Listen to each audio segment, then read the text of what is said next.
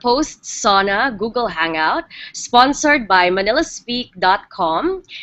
We have with us today online authors, bloggers, advocates, and an economics guru to discuss the salient points of President Benigno Aquino's State of the Nation address. We have with us today Dr. Ben Jokno, Professor of Economics at the University of the Philippines and former Budget Secretary. We have Attorney Rod Vera, international intellectual property lawyer. Ms. Chit Juan, who is a social entrepreneur responsible for the social enterprise Eco Store, the first specialty store of its kind in the Philippines, and she also heads the Philippine Coffee Board. We have with us Father Benny Tuason, Executive Director for the Ministry on Ecology of the Archdiocese of Manila, and who is also an advocate for protecting the environment. And we have one of the most recognizable voices in Philippine media, Mr. Ray Langit. And we also have the chairperson of the Democratic Socialist Women of the Philippines, and who was also very active in advocating the RH law, Ms. Beth Angshoko. And I am Margot Salcedo, your moderator for today. Before anything else, that was quite a long speech. We would like to ask Mr. Ray Langit, who has been covering State of the Nation addresses since the time of, I believe, President Marcos. His thoughts on the style and presentation and delivery of the sauna, the fifth sauna of President Benigno Aquino. Good afternoon, Margot. When you made mention about the style, mukhang okay naman, no? Scale 1 to 10, I'd like to give him siguro 8. Yeah. Yes, I am generous, really. Mukhang maga naman yung dating, no? Not stiff. After all, he is addressing the citizenry, more especially the massa, no? Yeah, about the insert, yung mga relevant videos, yeah, kumbaga, validated and referenced. As you also mentioned much earlier, sabi mo, reference covering the past administrations and covering the past presence like Marcos administration. What a reference, no? Ngayon, pagdating doon sa haba naman, I was all the while expecting na dapat sana most important issues nabigyan ng emphasis, not to mention the energy, itong power crisis na talagang nirereklamo ng napakarami. Sadly din sa Metro Manila, hindi tayo masyado nakapagreklamo except in the very recent experience we had dito sa Glenda, kahit na 24 hours, 48 hours na nawalan tayo ng power, marami na nagreklamo, marami na ang nakikriticize sa Meralco at sinasabing mabagal. The more if you will experience itong crisis, ito tinatawag nating recurrence of crippling power crisis in Mindanao. In the very recent months, ang experience nila, 6 to 8 hours. Hindi gawang biro. Up to now, off and on, ay nararanasan pati ng napakaraming mga areas, not to mention Lanao del Norte, Misamis Orientale, at napakaraming mga areas po sa Mindanao. Ang na-mention lang ng Pangulo, doon sa kanyang State of the Nation address, ay may solusyon na. At ang solusyon na ito ang gagawin niyang pakikipag-ugnayan dito sa tinatawag niyang Energy Regulatory Commission, itong ERC. All the while, I was expecting a more concrete answer or statement from the President. Siguro, maring nag-focus siya doon sa magiging katugunan, and if you may recall, no less than the Energy Secretary himself, si Energy Secretary Petilla, ang nag-mention, kung hindi siya magkakaroon ang presidente ng tinatawag nating emergency powers sa darating na ilang buwan, especially next year, ay magkakaroon ng series of brownouts. At ito'y nakakapangamba, ito ay statement na galing no less than sa miyembro mismo ng kanyang gabinete. All the while, I thought they will be touching on IPIRA, for example. Ito yung electric power Industry Reform Act. Na alam naman natin ngayon, ito ang isa sa mga sinasabing problem kung meron tayong definite na action kung ang intensyon ng government ay repeal o i-amend ang nabanggit na batas, inaasahan at inihintay natin na ma-mention yun ng Pangulo. Margo? One of the other things po na hindi din nabanggit na inaasahan ng mga tao na mabanggit was the FOI bill. Siguro po, let's ask one of our very active netizens, si Miss Beth Angshoko, what her take is on the SONA of Pinoy and how his SONA this year compares with the SONAs of 2013, 2012. Miss Beth? Yeah, thank you, Margo. It's hard to follow a voice like that, no? Really long. But, well, I was expecting a bit more, to be honest. This is the 5th SONA, as the President said. This is his fifth, and he only has one left. Okay, so I was hoping that he would go back to where he started.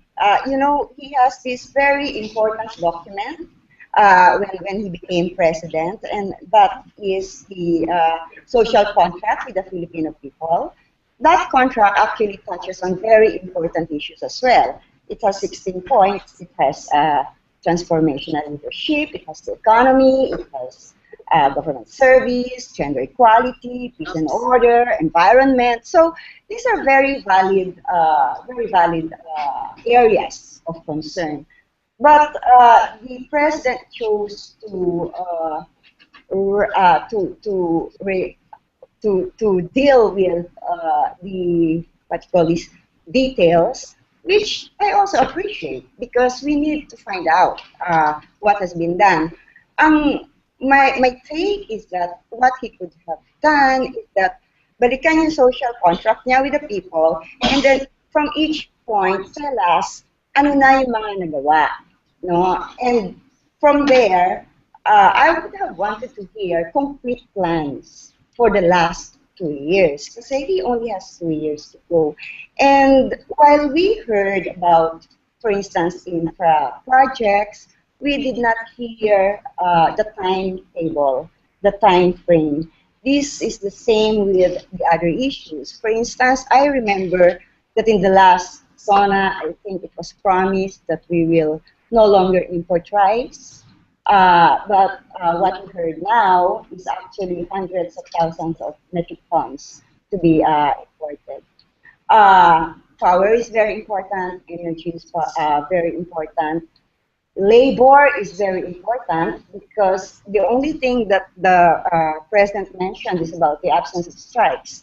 But it can be interpreted both ways, 2 ways. One is because our workers are so afraid to lose their jobs, that's why they don't strike anymore. The other is that it's also a reality that many of the workers are now in informal sectors. They don't have the right. They don't have the right to strike. And these are things that the president needs to look into. FOI, this was a campaign promise, the Freedom of Information Bill. Recently, he said that he's going to push for this, but we, unfortunately and very sadly, he did not mention anything about FOI in this SONA. I would also have wanted the messaging to be a bit more like a call for unity, rather than it's me and you against the world theme na pagka if you criticize a bit, then you're anti-Pinoy. It's not a world, this world is not about pro-Pinoy or anti-Pinoy. As the president rightly said, this is about our people. And on that note, I'm a bit disappointed with the SONA of the president. Margo. So, nakatira ba kayo sa sarili niyong mundo? Di ba yun ang sabi ni Pinoy kanina? Pag kumukontra sa kanya, parang nakatira sa sarili mong mundo. Ay, okay. One other thing that he mentioned that has been a hot issue recently was the DAP. In the beginning of his State of the Nation address, the president made a presentation on where the funds for DAP went. He even had a video presentation of TESDA scholars. It was quite heartwarming, but this erased the fact that the Supreme Court has declared it unconstitutional. Maybe we can ask our lawyer on board, the netizen, tweet at Attorney Vera. Attorney Rod Vera, so does that erase the fact that it was unconstitutional? Hello, good evening, Margot, and good evening, everyone. He didn't touch on DAP as one would expect. He just gave the two highlights. One was the tester program, and the other one was, I think the educational program. Of course, DAP has been in the news the last 2 weeks, and we've heard, legal experts say it's good, it's bad, but Constitution is clear. Section 29 of the legislative chapter states that no appropriation, no money coming out of the treasury. No money can come out of the treasury without a law, and that general law is the GAA, or General Appropriations Act. What he did, showing the success of a TESDA graduate, does not necessarily say that it came from DAP. TESDA has its own educational programs. There's hundreds of scholars from TESDA, and if he says that it's from the DAP, then that it's, I don't know if it's not a white lie, but is it the black truth? I don't know. Saying that he actually say that DAP was beneficial. It's only to one person, but again, that one person, as we can see, it is a success story, but one success story does not make DAP legal or constitutional. He also mentioned that because of the DAP, he wanted the legislators to, as they say, the duty of the legislators was to interpret the law or define the terms of the budget. Well, if it goes to interpretation of the law, then that's not in the purview of the legislators. They write the law. It's up to the Supreme Court to determine what the law means. And so with that, he sort of skirted that. Of course, he's aligned with the Congress right now, so he's asking his teammates to support him. So as far as the DAP is concerned, he lightly touched it.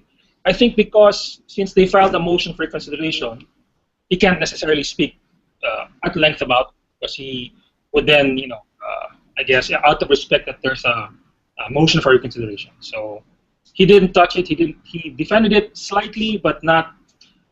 But then he gave an excuse saying that he will file for a supplemental budget for 2014, which then goes against his stand of why DAP is legal. So in a sense, he contradicted himself by saying he will file a supplemental budget.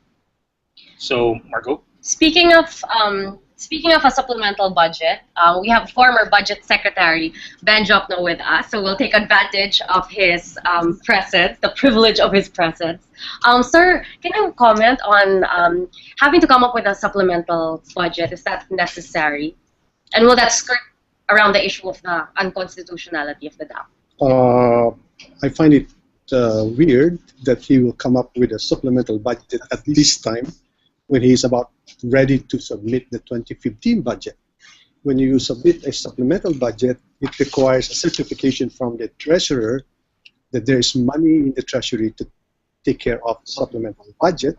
So that is an additional constraint. Or he can identify tax measures, and we all know that he's not agreeable to passing a new tax measure. So to me, the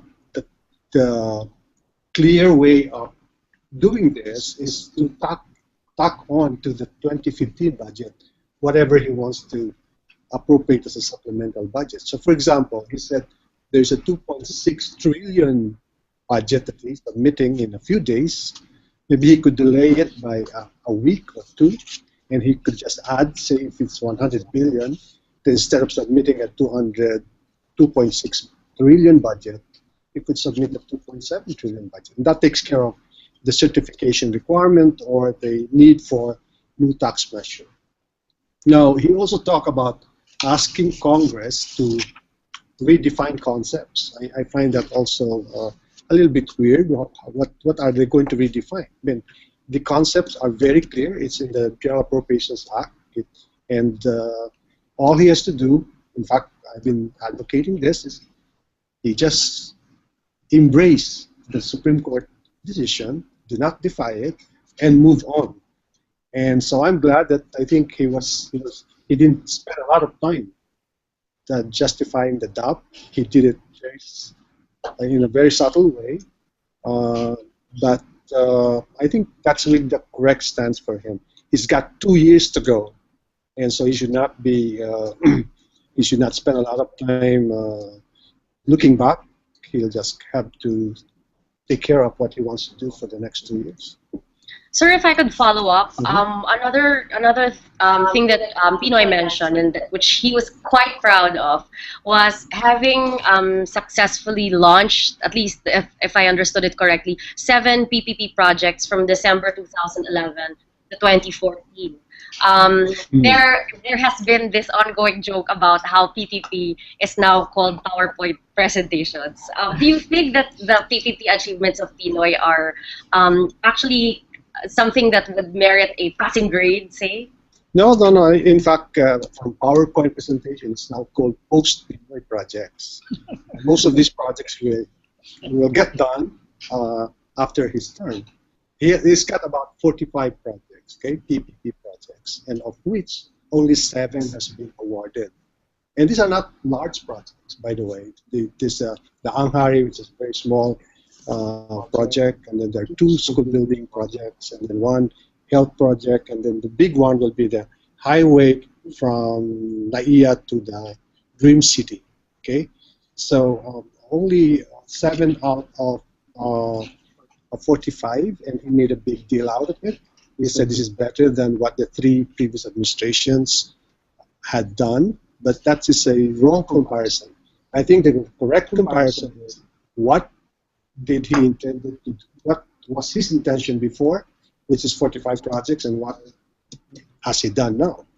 And by any standard, that is a very poor performance. Speaking of poor performances, okay, ayoko naman kumontra kasi baka sabihin ko may sarili akong mundo ko. Okay, but another thing that, of course, the nation faced last year was the onslaught of Yolanda. And Pinoy made mention of this in his 5th SONA, and actually praised his administration in how swiftly the affected areas were able to get back on their feet. I'm not sure, though, if this is how it actually is on the ground, or if this is actually how our citizens recollect how we responded to Yolanda.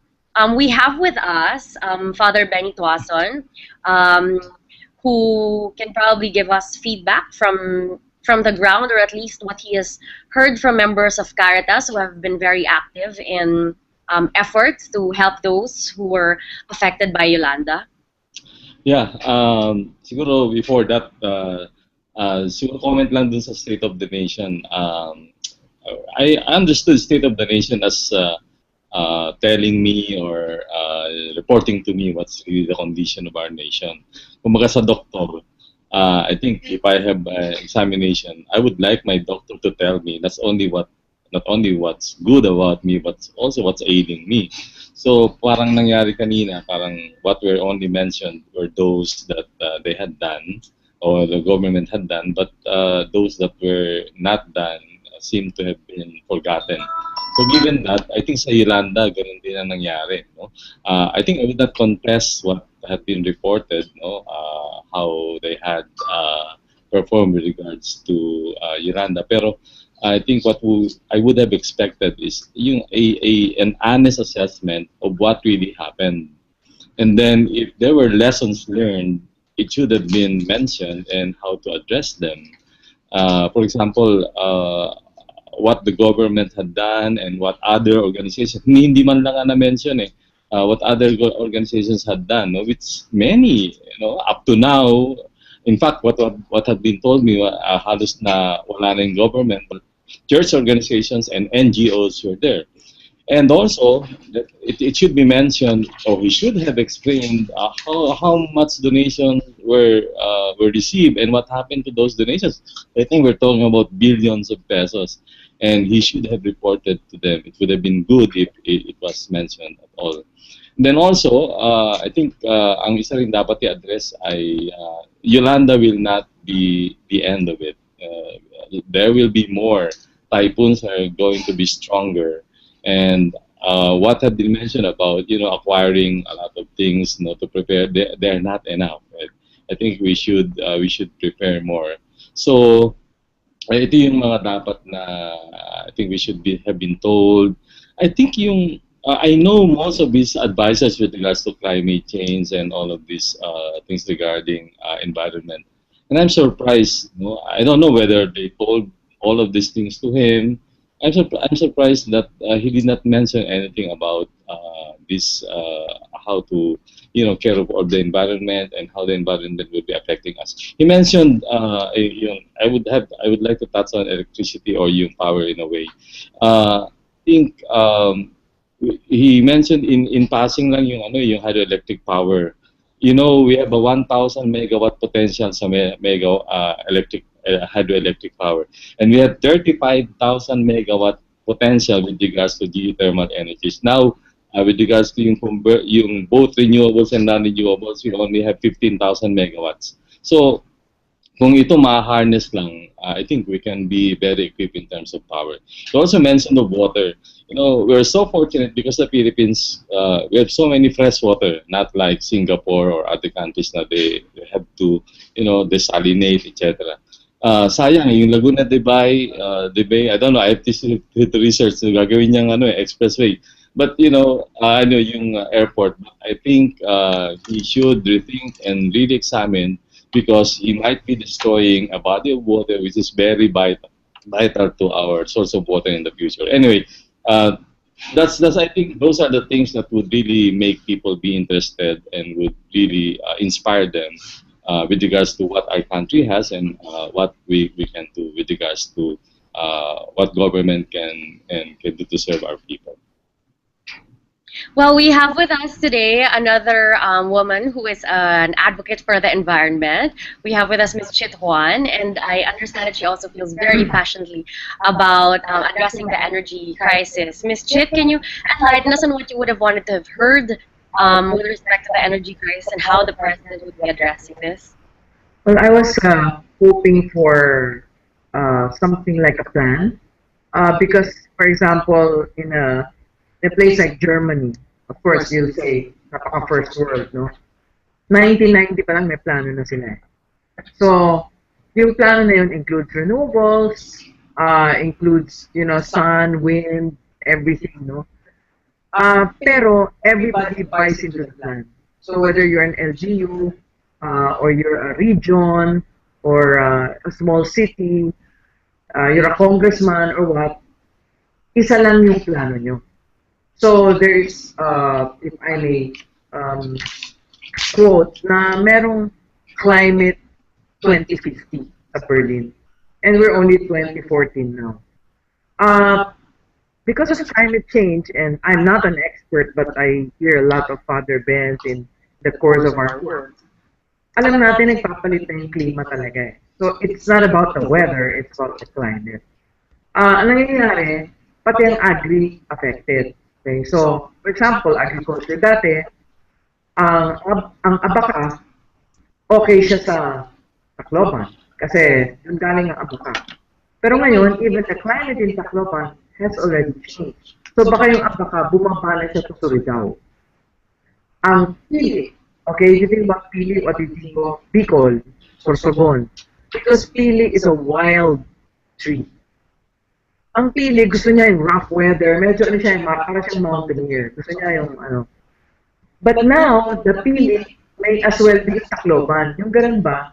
So, either bumababa, kung paano mo titignan, bumababa, umakyat, or whatever, even the agri-plan, kailangan merong climate change inputs. So how can you plan kung wala namang nagsasabi nung, oh, ito, gamitin na natin yung renewables dito, ito. So I was talking to somebody from the OE, hindi ko nasasabihin yung name niya kasi baka magpasama siya. Sabi niya, kasi yung pinapaano sa amin, electrification, because electrification basic yan, di ba? Parang tubig, kuryente, walang ilaw ang bata, pag nag-aaral sa gabi. Di ba ang Department of Energy rin, dapat rin isipin nyo, what about renewables? What about... Bakit lang yung off-grid ang sinasabi niyo sa akin? So, what I'm finding missing here is that if there is no mention, di ba sabi nga nila, pag hindi top of mind, it's out of mind. Ganon. So, parang hinihintay ko. And while I was in traffic, bago ko pa kinamiss ako sa radio, pagdating ko dito, wala pa rin until it finished. So, I'm looking for like, parang a cohesive plan. Kasi, ang daming PIRA, may RE may Clean Air Act, may Solid Waste, may ang dami pero fragmented.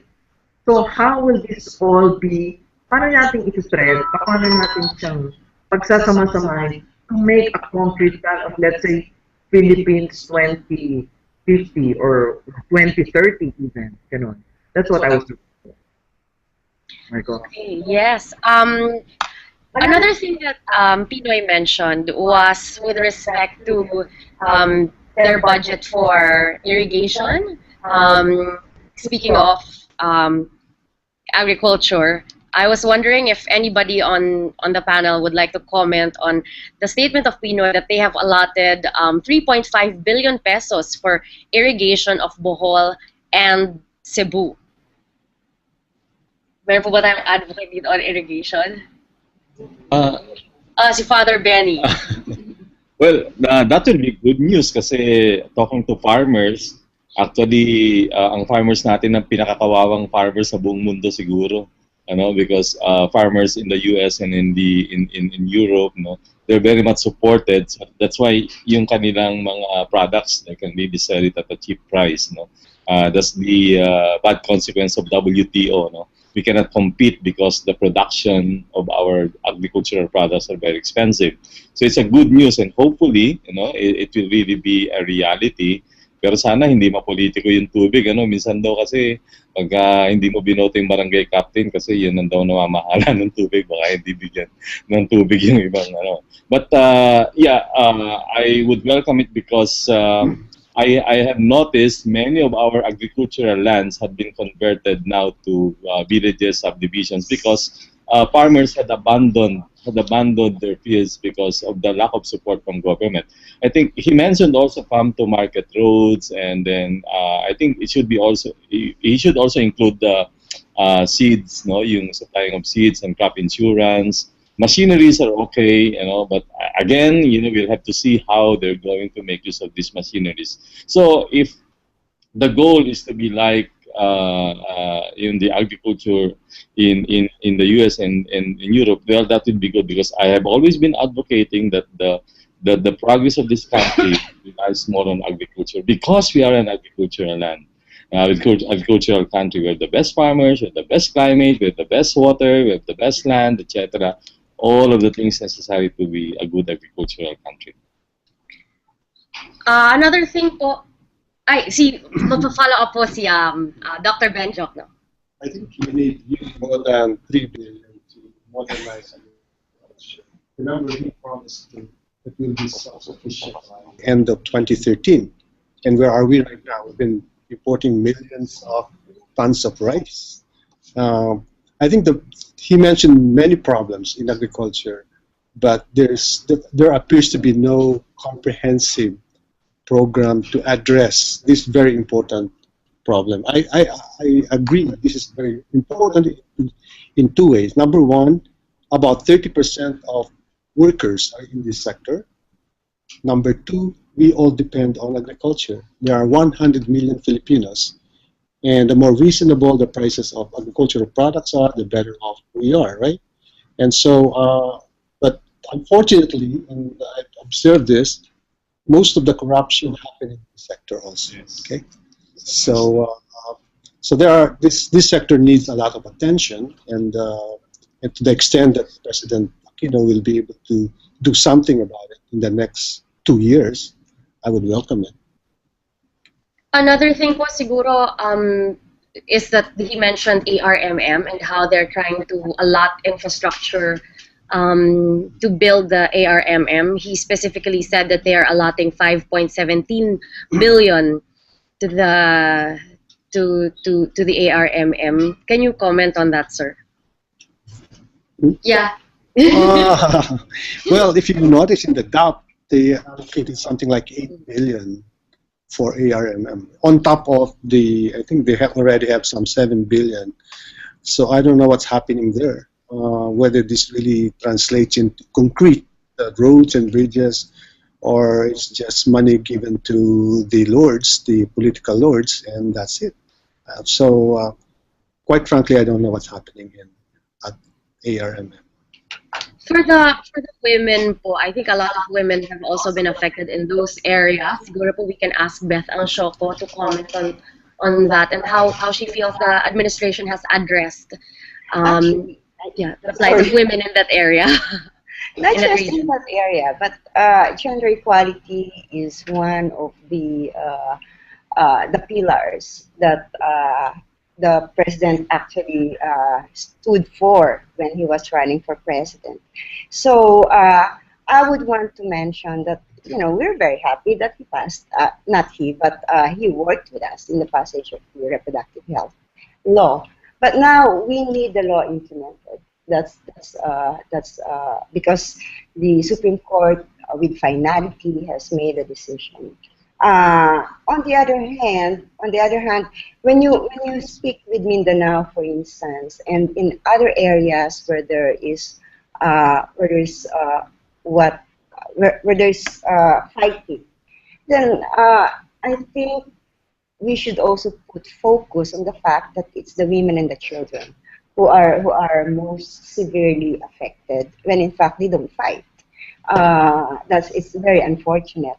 Also, when it comes to calamities, we were very disturbed when because of the slow rehabilitation happening in the areas hit by all the storms and the typhoons, even the earthquakes, because for as long as people remain in tents, families in tents, women and children are very vulnerable.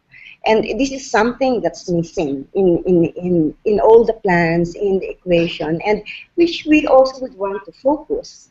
But Margot, having said that, the other missing link in the president's SONA, I think, is the mention of China. We have heard a lot of news. We have been reading a lot about the aggression that's being done by China. Yung pag-claim ng ating lupa at tubig. I missed hearing the president's take on this and what will be done, because this is crucial. And also speaking about, because this has to do with international relations, I would also want to know more about the OFWs, because peace and order, if it's problematic in our country, it's also problematic in many other places where our OFWs are. And we didn't hear anything about OFW issues and what the plan of the administration is in relation with them. And in fact, marami na nga ang gustong bumalik. Then because of the wars that's happening internationally and affecting our OFWs there. Yung mga bagong bayani po natin, kailangan din atensyon at yun, yung tingin ko kulang pa doon sa SONA. Okay. Towards the end though, in spite of all these mga kakulangan, I think sa dulo po ng kanyang speech ay meron siyang appeal to emotion nung kanyang sinabi na he's continuing to honor his father, and when he said that pagpapatuloy daw niya ang laban niya para sa daang matuwid. Si Attorney Rod has something to say on this? Well, on my call? I think, okay. Is it on? Okay. Si Mr. Ray Langit na yan, dahil siya naman ang ating style guru, dahil siya ang guru sa media. Hindi, bago si Atty. No, bago tayo mag-raise to another topic, gusto ko lang susugan yung concern hinggil sa mga OFWs. Dahil malapit sa puso ko ang mga OFWs. In fact, I initiated the clay calls way back in the 70s. I created, modestly, I created a program called Saudi with Love that bridges the families and the workers in Saudi and Middle East. No? Gusto ko lang may nagdag, nakalulungkot naman hindi na-mention nga ng Pangulo ang hinggil sa concern ng mga OFWs. All the while, akala natin ay tahimik na at panatag ang ating mga OFWs. Remember, ngayon ay umakit na sa $25 billion ang contribution nila sa ating economy. And yet, last Friday ay nakausap po sa nagangalang Nora. Siya po ay takas galing po rito sa Saudi. Doon sa kanyang pagtatapat on the years, pumagina po ng DWIZ, napagalaman ko na marami siyang iniwanan na iba't ibang mga cases. No? Ang iba ay mostly abused at nakakulong sila roon sa bahay kalinga kung tawagin. But apparently doon sa bahay kalinga, yung intended na mga tickets para sa kanila sa repatriation makabalik sa Pilipinas ay hindi na ibibigay, bagamat ito ay entitlement ng nabanggit ng mga OFWs. And supposedly, sila ay protected. Ang isa pang nakakapangamba na bagong development ngayon na I suppose hindi pa, I wouldn't know kung nakarating na sa Department of Labor at sa DFA dahil ito namang ahensya ng gobyerno ang nasa forefront sa pag-a-address sa mga problema ng ating mga OFWs. Ang isang very much alarming ngayon yung pagtatapat nitong Sinora na ibinebenta sila ng kanilang amo ng 30,000 riyals, minsan 15,000 and 10,000 riyals. Bakit ganito? Naging kalakaran na pala sa Saudi at Middle East kapag matatapos na ang contract. Kasi normally, 2 years ang contract ng ating mga OFWs. Pag patapos na ang contract, gusto makabawi ng kanilang employer, ibebenta sa another employer para makakuha ng balik ng kanilang naging monthly na ibinigay rito sa mga OFWs. Ito po ay realidad na ngayon ay mukhang wala pang aksyon na nagagawa ang ating pamahalaan, especially yung dalawang government agencies na tinukoy ko. In fact, nabanggit ko nga OWA missing in action. Kasi dumating po itong si Nora dito sa airport last Friday.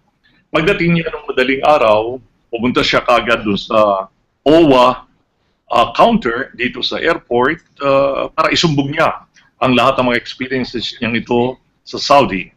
Ngunit naganap siya ng tao ron, wala. And I learned from our own reporter na nakabase dito sa NAIA na dapat ang counter nito ay 24 hours na tumutugon sa lahat ng mga dumarating na mga OFWs sapagkat alam naman natin ito ang tinuturing nating mga unsung heroes. No? Ito yung modern day Filipino hero na hindi nakatatanggap ng kalinga. Lalo na kapag urgent at kinakailangan nila ng alalay. Natanong ko sa kanya, meron ka bang perang pang-uwi sa probinsya mo? Wala po akong pera at yun po ang problema ko. Bisaya po, taga Mindanao po ako, pero hindi ko alam kung makakarating po ako sa Mindanao sapagkat hanggang ngayon wala pa pong tumutulong sa aming OWA rito. Nung kapanahon na daw ni Administrator Carmelita Dimson, 24 hours daw ang attention ay binibigay rito sa mga OFWs. But last Friday, yung 24 hours na yun, talagang arousing PT na nakalulungkot. Hindi naibigay yung karapat dapat na ibigay sa mga ganito na kailangan. Margot? Parang naiyak ako dun sa inyong soliloquy. Oo nga Margot, that's true. Very mas naiyak ako kaysa dun sa video kanina sa sauna. Very fresh sa mind ko sapagkat nangyari lang last Friday at yung pagtatapat sa akin yun ni Nora, talagang very touching, no? Nakalulungkot. Ito ang realidad. At ang sabi niya, marami pa raw siyang iniwanan doon. At hindi ko pa nabanggit sa inyo rito, yun hong kumot, very common na language na ginagamit nila kapag tumatakas sila at dumadaan sa bintana para hindi ipahuli ng kanilang mga employers. No? Okay, so nakita po natin kung paano, dun sa kwento ni Mr. Langit, dun sa kanyang nirelate sa atin tungkol sa ating mga OFWs, it seems as if parang kulang sa trickle-down effect yung sinasabi pong achievements economically ni Pangulong Aquino. Siguro po we'll just ask, before we end, one more question to Professor Ben Joc, no? With respect to that trickle-down effect, nararamdaman po ba talaga ng taong bayan yung sinasabi ni Pangulong Aquino na mas maganda na daw yung ating debt-to-GDP ratio, mas mabilis na daw nararamdaman ng Pilipino ang mga benepisyo? Totoo po kaya itong sinasabi niya, is it the real state of the nation? Well, kanina may kausap akong isang congressman, sabi niya, pinagmamalaki niya na 500,000 daw yung na-create na trabaho itong taon na ito. Sabi ko, but 1.2 million yung nagjo-join ng labor force every year. So nadadagdagan pa yung unemployed, di ba? On top of that, meron ka ng 3 million na unemployed at meron kang 7 to 8 million na underemployed. So talagang ang walang patutunguhan ang mga manggagawa under Mr. Aquino, no? And on top of that, alam ba ninyo na pag ikaw ay nagtatrabaho sa abroad, hindi ka kasama sa labor force? Kasi hindi naman sila natatanong. So, ganun kalala ang unemployment natin.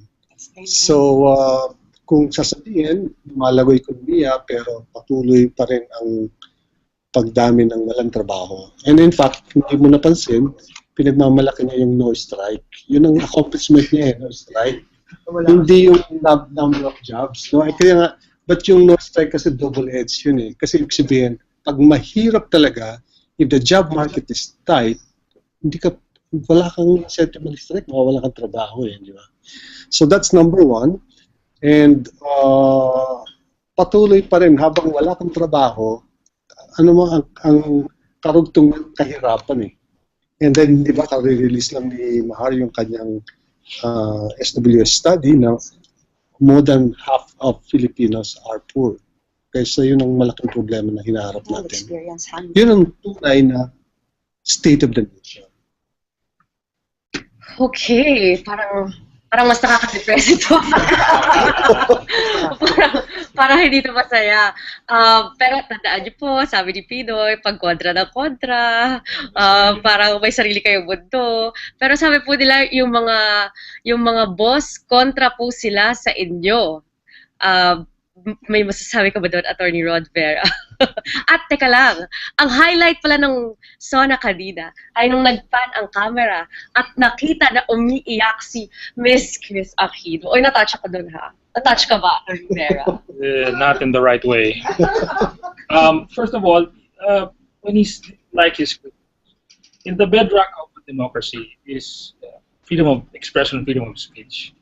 And if he doesn't like the criticism against him, well, either he doesn't pay attention, which I know he doesn't. Every time there's a storm, he's never there. Secondly, that it comes with the territory. You want to be president. That's one of the pitfalls or advantages, if you will, of being the president. As far as he tried to play parents' card. Well, of course, he's entitled to say who his parents were. But, I think that was a desperate plea to say that, if you don't support me, at least I'm carrying on the legacy of my parents. that legacy there. I was part-time. Well, I don't want to say my age, but I was a martial law baby, and I knew what the fight was. But then, what ruined it? I mean, that 1 hour and 20 minutes or 1 hour 30 minutes, 1:35. It showed somebody crying.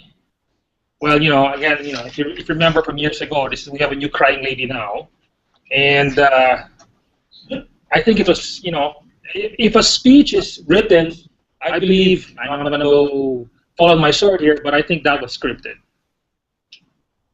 I think knowing that was because number one, she is an actress, I think. So, if I fall on this, well, that's a true democracy. Wait, I'm sorry. I'm going to defend Chris. You have every right to. I think she was sincere. Oy, Chris Aquino fan. Sorry. Itatakwil na ako ng ManilaSpeak. Okay. Okay. Is there anyone else that would like to add anything? Yes. Okay. So Miss Beth Alshoko. I just want to emphasize the fact that the president is the president of the country. He's not just the president of the Liberal Party. And I think that he should take this very seriously. And I would go back to what I said earlier, that I would rather that he speaks about unity and try to sit down with his so-called detractors, because I assure the president that those of us who criticize because we care enough. We care enough for the country. This is not about being pro or anti-Pinoy. This is about the progress that we all want to achieve, including you, including us. And that's the reason why we do this, Mr. President. Anyone else? Oh, Miss Chip? Kasi napapag-usapan yung OFWs, no? Hindi naman sa I'm not for OFWs. Siyempre, kung if you're talking about 1.2 million a year joining the workforce, 500 na absorbed, I mean, any arithmetic grade school person knows that there's 700,000 that will add to that unemployed. Kaya nangyayari na, nagiging OFW. Parang, but to the point that our culture has actually changed. Na naging dream na ng bata. Yes. Na mag-OFW. Which, ito dito may iyak ako. Okay? On cue. Umiyak ka.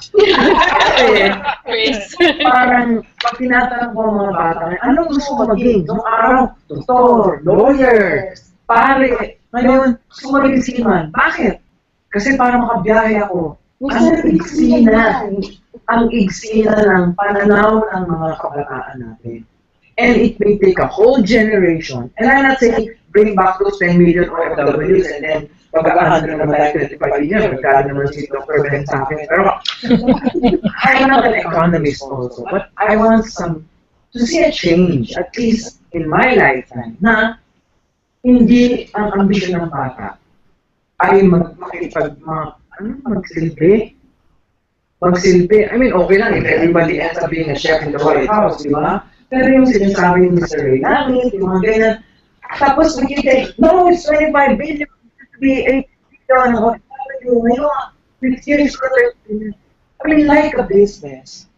Kung 25 billion kinikita mo dyan, lagyan mo siya ng pondo para ma-improve siya, di ba? A business person will look at it that way. Kung dyan tayo kumikita sa 25 billion, lagyan natin ng 24 hours yung OWA. Dapat yung buwang balit, pwedeng makapagtayo ng negosyo. Meron akong kilala, gusto niyang magtayo ng negosyo, nandun yung papeles niya sa OWA sa Buanga, 2 buwan niya, wala pa sa land bank. Ako na yung sasabi, uy, land bank, matatanggap niya galing sa OWA. Pero ewan ko kung LBC o ano ginamit nila, 2 months na. No? So, you want to make them come home with their savings so that at least yung fruitful part of their life. Hindi naman ito, uy mo, 60 na, no? Ano lang siya, 40-something, gusto niyang mag-invest na dito, to reinvest, to repatriate. Yet, kulang yung, yung suporta. Diba? Kahit naging sunod. So, what do we want? Do we want to increase that earnings from OFWs, or do we want to have a plan, like climate change? To have a social change para maibalik natin, pabalik naman na, o ngayon, 8 million na lang, ngayon 6 million na lang. Wala bang planong ganun? Anyone else? Oh, Mr. Rilakad, baka payakin nyo na naman kami, ha? Hindi naman. Kaya Margo, medyo another perspective, no? Kaya dahil doon sa experience ko na maglibot sa iba't ibang mga countries, na nag-feature po ng ating mga OFWs, yung mga plight ng ating mga offices, Filipino workers, nakita ko talaga ang essence ng kanilang pagtungo roon. Bagamat labag sa kalooban nila, hindi ganoon kadali na iwanan mo ang pamilya mo rito, hindi ganoon kadali na i-abandon mo essentially ang mga bata at hindi mo makita ang guidance at palakihin mo at pag-aralin mo, kundi sila ho ay nagtitiis na magtrabaho, kumayo doon at ipadala ang lahat ng kanilang kita on a monthly basis. No? Hindi ganoon kadali ang magbilang ng ikot ng ventilador sapagkat right after ng kanilang job bilang laborer ay naroon lang sila sa loob ng kwarto at ang kanilang entertainment doon ay ang ikot ng ventilador, sometimes streaming sa radio at reklamo ng mga kasamahan. Kapag ka nagdo-drawing ang mga kasamahan nila roon ng lalaki na may kaulayaw na babae, ginugulpi nila yung kasama nila. Ayaw nila magkaroon ng any idea na maaaring mangyari ito sa buhay ng kanilang iniwanan sa Pilipinas. Ang isang gusto ko lang i-share na hindi ko makalimutan dito, this is a true-to-life story. Lumapit sa akin isang buong pamilya. Ito ay pamilya ni Boy Santos na nagtatrabaho sa Middle East. Ang sabi sa akin ng buong pamilya, Mr. Ray, gusto ko pong tulungan nyo kami, ipaki-convey lang po ninyo kay Mr. Santos yung isa pong problema na alam kong masasaktan siya. Pero hindi po namin masabi at wala kaming lakas ng loob na sabihin sa kanya. Ano po itong problema ito? Namatay po yung kaisa-isa naming anak. San ho nakaburol? Nailibing na po namin. Hindi lang masabi ang problema nila, hindi masabi, walang lakas ng loob na sabihin doon sa nagtatrabaho, nagpapakahirap na head ng family na naroon, na namatay ang kaisa-isang anak na very bright at the age of 5, ang daming kayang gawin, talented na bata, nagkaroon ng karamdaman, complicated. Kaya nga, pati yung pag-break ko ng sad news kay Mr. Santos ay naging complicated. Sabi ko sa kanila, let's play it by ear. Tatawagan ko si Mr. Santos, hindi magagaling sa akin ang balitang yan at magagaling sa buong pamilya. Mr. Santos, on the air po tayo, si Langit po ito, sa Pilipinas po, at naka-broadcast po tayo. Oh, Mr. Langit, bakit po kayo natawag? Sapagkat narito po sa loob ng booth ang misis po ninyo. Inabot ko sa misis, at ang sabi ng misis niya, di kasama ko si nanay. Inabot ang telephone kay nanay. Anak, kumusta ka na? Narito ang kapatid mo. Inabot niya sa kapatid niya. Niya kapatid niya hindi nakapagsalita. At ang sabi lang niya, Utol, narito yung kumpare mo. Inabot sa kumpare. The only line na nasabi ng kumpare niya, Boy, ganyan ang buhay. Sumigaw ng napakalakas nitong si Boy. May kasamang mura at akala namin nawala na ng hininga, na-pick up niya na nawala ang anak niya sapagkat lahat ay nakausap niya ang buong pamilya except the daughter. Ibig ko sabihin, kung umabot sa puntong challenges sa future o career ang ating mga nag-abroad, alam ho ninyo, napakabigat sa kanilang kalooban ang lisanin ng Pilipinas. Napakabigat sa kanilang kalooban na iwanan ang kanilang pamilya.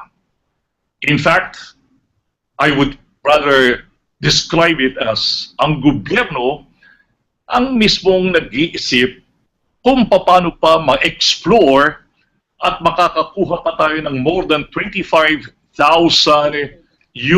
billion US dollars para makatulong sa Pilipinas. Napakasimple mathematics lamang po. Kung meron pong available ditong trabaho, hindi po aalis yan. Kung meron available ditong klase ng profesyon na pwede mapasukan, hindi po aalis yan. Nataon lamang wittingly or unwittingly yung kanilang iniakdat na revenue sa ating bansa ay nakatutulong. Yun lamang po ang additional information. Kayang tapatan yung kwento niya ni Father Benny. Maraming ganyan kwento sa simbahan. Si Father Benny po siguro kasi po bigyan na last words. Hindi. Comment lang dun sa trabaho. Baka yung iba dun, after 5 months, wala na rin trabaho. No? Kasi minsan sinasama sa statistics yun, gano'n. I remember there was one president na yung mga sweepers sinama niya. That's why tumaas yung percentage. So, yun ang hirap dun sa ating, bansa. Anyway, as last word siguro, yun nga, ang appeal is not only to deal with those who are attacking you, but you prove yourself by working, by producing and making results.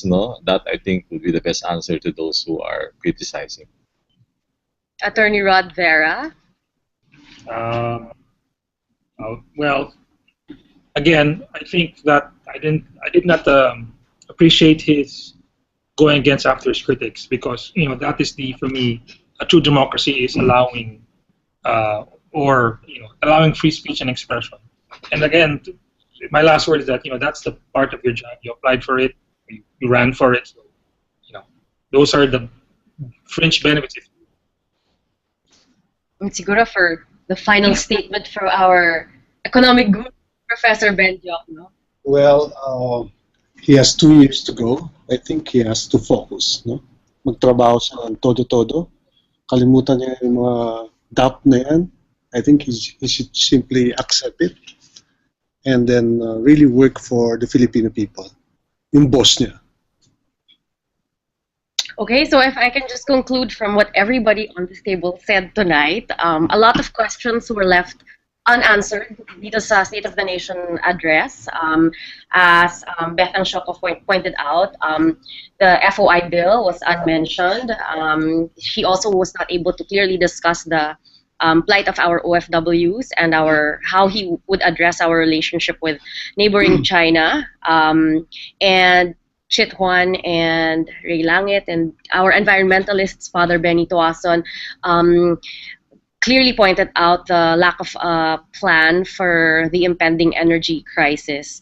Also, Professor Ben Diokno pointed out that it was not a real soda. It really did not feel like a real situationer, because what people felt on the ground with Yolanda is not really what as was presented at the SONA. The PPP of 7 out of 45 is not really a passing grade. The unemployment rate has not been addressed as was promised in the social contract also. And finally, I think what everybody on this panel concluded tonight is that when Pinoy, and I was touched with this statement, yeah, when Pinoy says that the Filipino is not just worth dying for, but also worth fighting for, he should mean not just the yellow Filipinos, but all Filipinos of all colors, genders, creeds. Yeah. Okay, so that concludes the first ever State of the Nation address Google Hangout, hosted by ManilaSpeak.com. We hope you enjoyed listening in on our authors. We hope you keep returning to reading ManilaSpeak.com, and you'll find their columns there. And you'll also find all of us, I think, on Twitter. Thank you very much, and good night, and more power to the President and to all Filipinos.